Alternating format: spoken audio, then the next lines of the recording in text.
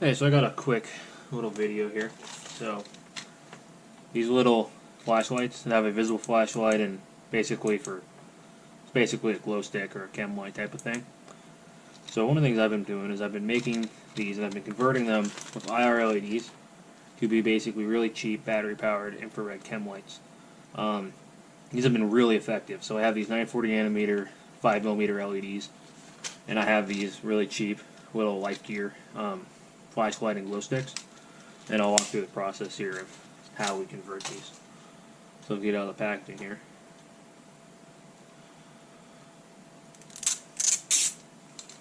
As you see right now, we got the white light and we got the blue, and they have constants and strobes and some modes in between. So there's a little screw here, and I'm going to take my little screwdriver.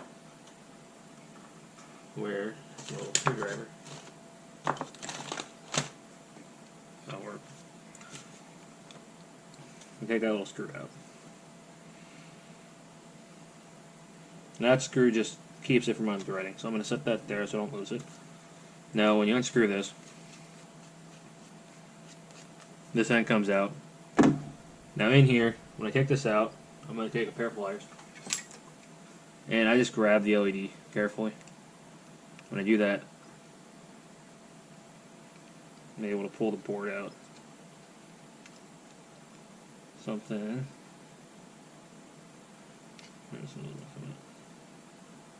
There we go. So I got the board out. Now before I take the batteries off, I know this is the blue end because I just took it out. But if you lose track, you can keep track of which one's what. So it's going to be a lot harder when either infrared to know which one's which before we put it in. So I'm going to take a Sharpie here, and I'm just going to mark that now. So I'm going to go to the Sharpie, and I'm going to put a slight arrow here to mark this is the front. So I know that end goes in.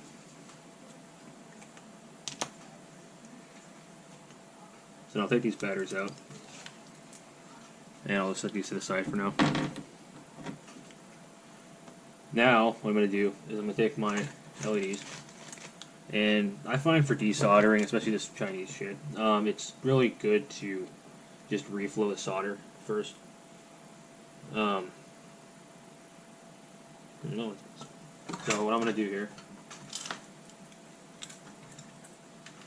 take my solder, make sure my iron's cleaned up. Let's reflow these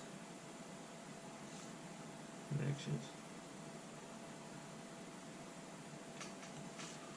Now, my solder sucker, make sure it's clean.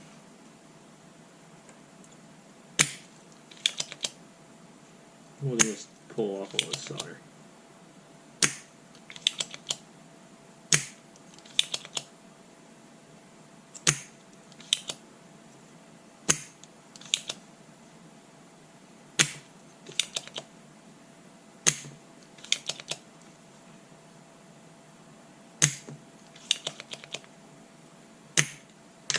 Pretty good. So now I'll be able to just heat this up. There goes one LED. And it's marked on the board which side's positive and which side's negative. So it's probably a good idea to keep track of that. Now all of us who play electronics know an LED come like this, the long end's positive. So I'll be able to just take that, put that through here. My other end still has a slight bit of solder on it, but I'll be able to heat that up. Hopefully this will go through.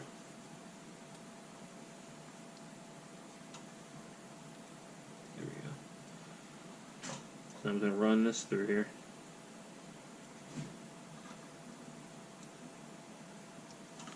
Almost far enough. That'll be good. I can bend this,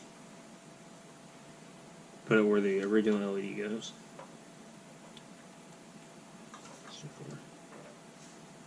It's easier when you get all the solder out, so you can just put it where it needs to be. Okay, that should be good. See, we have the IR LED there. Now, just gonna reflow some new solder on those, make sure those connections are good.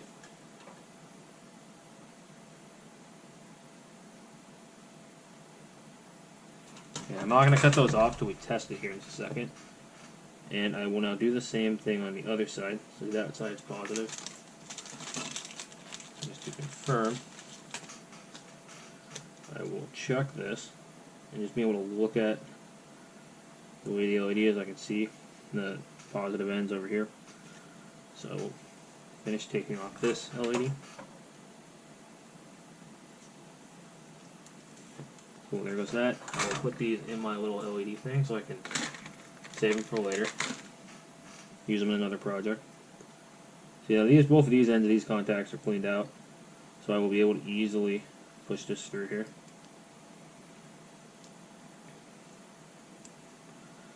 It looks like on the ground side they're missing a contact, and it looked like I had a kind of botched solder job. I think it might have so it must have come from the factory like that. So I think that contact must have been messed up on this ground side here, and that's why the solder was bridged across, which was a little weird. I was looking at this a second ago. So we'll just take a check on that in a second here. It looks like that ground side's not gonna. There's no pad left. Yeah, there's no pad there, but I can see. Take my multimeter and we'll just we'll check continuity on that.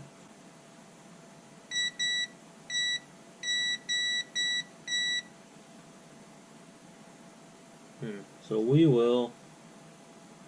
Yeah, I'm guessing because it looked like that was the way it was bridged. I'm just gonna preemptively bridge that over there, and we'll see if it works.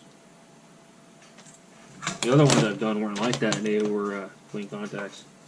But I think this one came messed up in the factory. It's interesting. But hopefully that's what that was, and I'm not just gonna short it out now.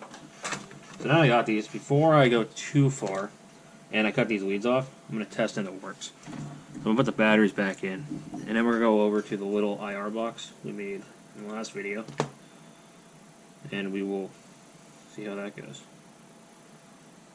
So now, press that button, see if it works.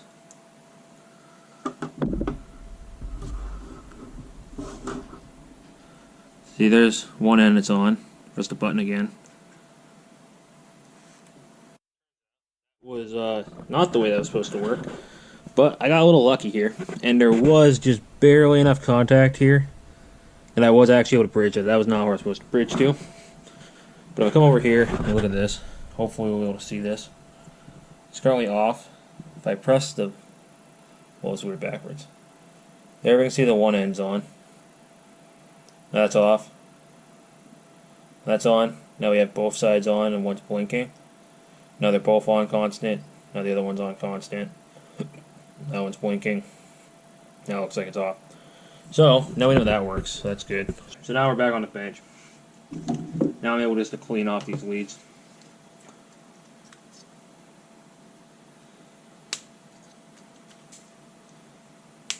Let's take the ends off. Now that we know it works. And we didn't do anything too stupid. That wasn't even my fault. It came from the factory all messed up, but looks like we're able to make it work still, so that'll be good. Since we have voided our warranty at this point. So now, right now, is the point where that arrow I made earlier is super useful, because I was looking, because I have no idea which way it's supposed to go in. But I see that arrow I have Sharpied on there. Here's the end of my thing. So now I can take that, make sure it lined up with the button, and I'll take that, push that in all the way. Looks good. Feels like the button works. If anything, it might be slightly too far in there.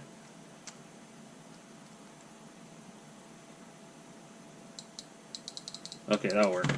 Now I can screw this end back on.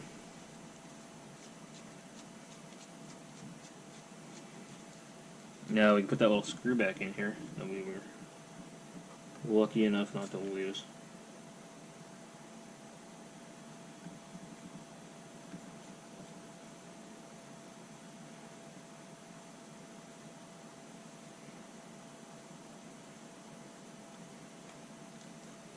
Make sure that's all the way in there.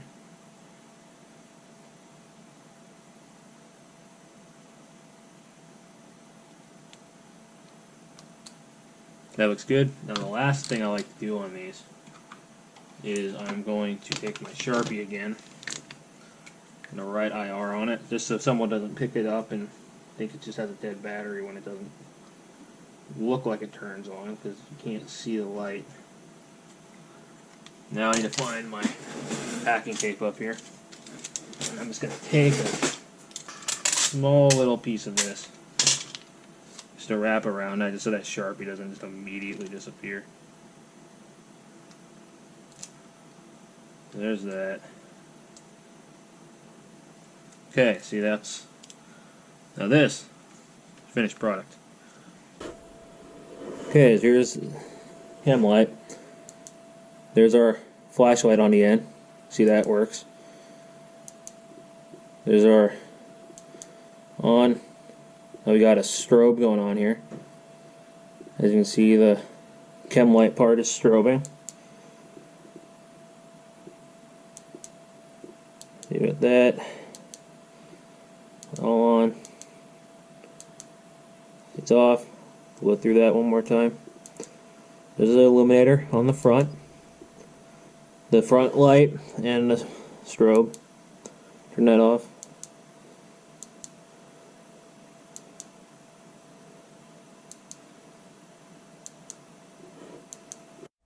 So that's pretty much it. Just a quick little video here to show a little modification that any of you guys with night vision or night vision accessories might find useful. This is a really cheap way of doing this. These just cost a few dollars versus this really are comparable to the cost of buying like a disposable IR Chemlight, except this is battery powered. This will last for just ever, and even when it does die, you can just replace those batteries really cheaply. So it's a pretty good thing to look into. I haven't seen anyone else do one of these. I haven't looked, but this has been a pretty useful thing so far. So yeah, if you want to make one of these, it's a pretty cheap and easy way to get there. Thank you guys for watching.